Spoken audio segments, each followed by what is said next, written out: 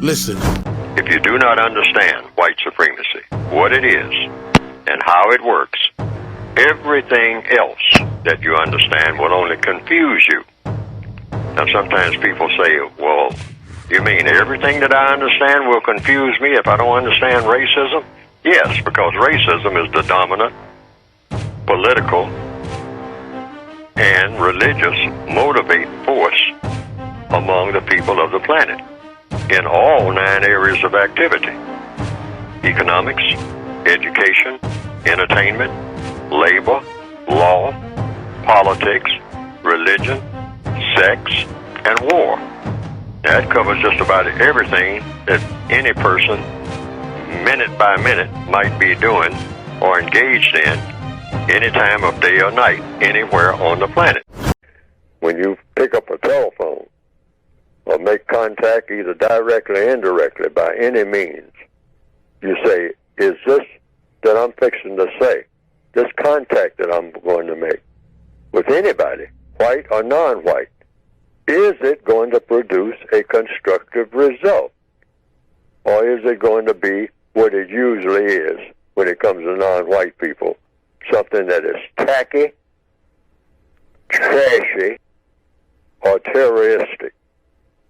Because these are the things that govern the conduct of the people on this planet 24 hours a day here in 2019 in every area of activity: economics, education, entertainment, labor, law, politics, religion, sex, and war.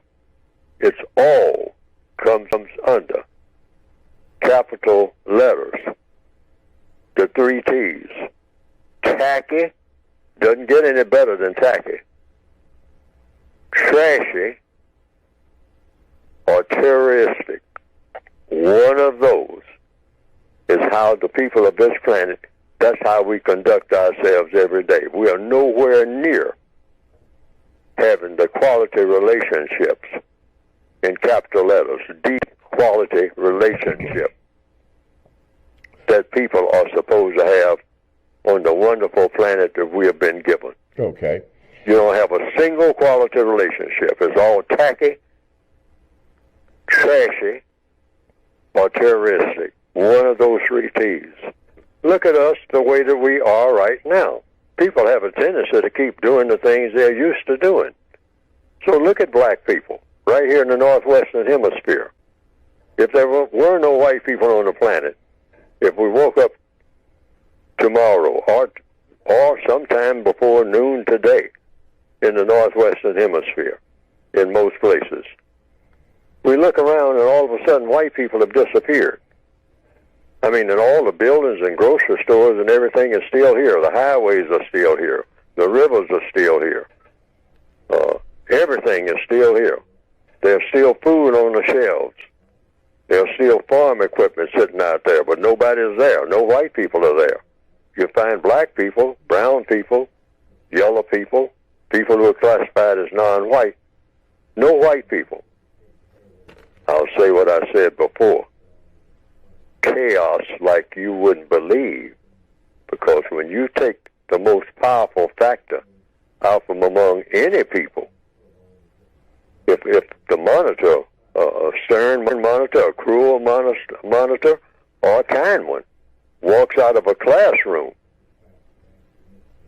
you know, you have a classroom full of children, which is what we all are. The non-white people of the planet are children. We're not grown. We haven't had any experience in being what you call grown people. None. Zero. None of us. We've been prisoners of war before we were born. So when the monitors are gone, we look at each other and say, where's the teacher? The teacher walks out of the classroom. Where's our guide?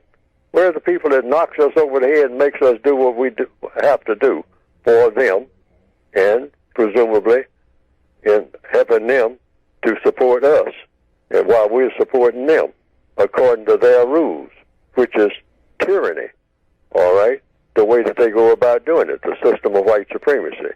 So the white supremacists alone, I'm not saying all white people are white supremacists, but if all white people go, then the white supremacists are gone. So that means non-white people are just left with what they know to do. And just look at what black people know to do when they are left alone among themselves. Anywhere on the planet, look at how we conduct ourselves. Yes, sir. Under the system of white supremacy, because we're really not left alone. We just think we are, even in the places where they say, well, this is an all-black country. There's no such thing as an all-black country. Nowhere on the planet. Everything is being run by the white supremacists, either directly or indirectly. And so if the white supremacists disappear, we will be on automatic doing the things we usually do, only it'll be more of it. So if we're used to robbing and stealing and killing each other, you're going to see that wholesale. And when those grocery stores, when the shelves start becoming empty, because it'll be hallelujah time, for about 15 minutes. Yeah. Because black people will just be riding around. They will go into just don't even think about the car dealerships. They would empty out in no time. And black people driving up and down the highway, wrecking cars like you wouldn't believe, and then jump out of one and jump into another one. Jump into a sports car and go tearing down the highway. Total chaos, huh? Total chaos. Road warrior. That's what it'll degenerate into. We know that. We might pretend that we don't know that, but we know that. We know how we are. We try to pretend that we're not that way. We're that way. We not need to come off of it with all this black pride nonsense. Nothing to be proud of. Nothing. Prisoners of war is what we have always been since the beginning of white supremacy. And prisoners of war who feed off of each other, who have just talked like in the movie Shawshank Redemption, just walk around in the prison yard trying to scheme against each other. That's all we know. And we'll continue to do that, wholesale. You'd better believe it. I don't know for how long, but maybe when we've practically decimated each other down to maybe 15 or 20 people left, somebody might come to their senses and say, hey, we can't keep going on like this. We got to learn to cooperate. Yes, sir. We got to get along with each other. There ain't nobody left. Now, some people have said they've seen some cartoons of my work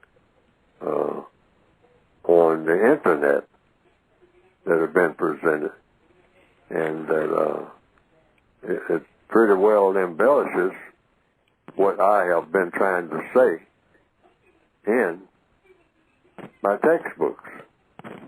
And to the extent that it does that, well, that has been, from what I understand, some people reported to me, a plus.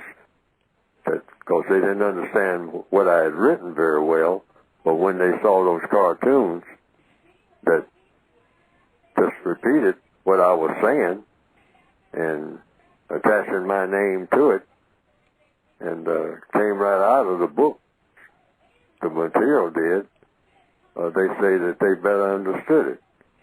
And I can understand that because people are kind of visual, particularly in the year 2021 now, more visual than ever.